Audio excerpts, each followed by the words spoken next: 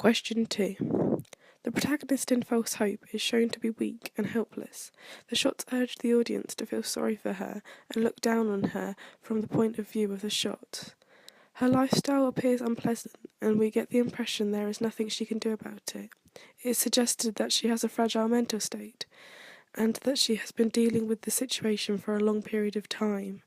Her facial expressions are very uncomfortable and unnerving for the audience. In social realism films, the protagonist is usually in some sort of life crisis that they cannot get out of, making them weak and victims of society. My protagonist is a victim of domestic violence and is very similar to the protagonist in a popular social realism film called Precious.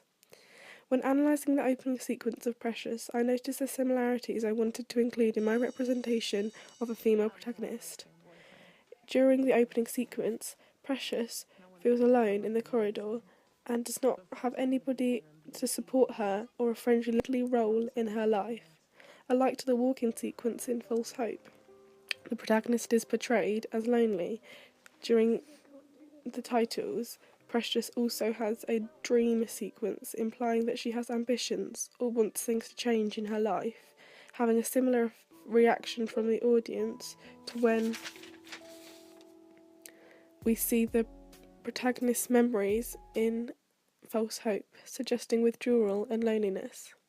I have chosen her appearance to be very relatable, as she's naturally pretty, but covers herself from her negatively portrayed partner, whose face is not seen throughout the opening sequence, making him mysterious and more intriguing but threatening.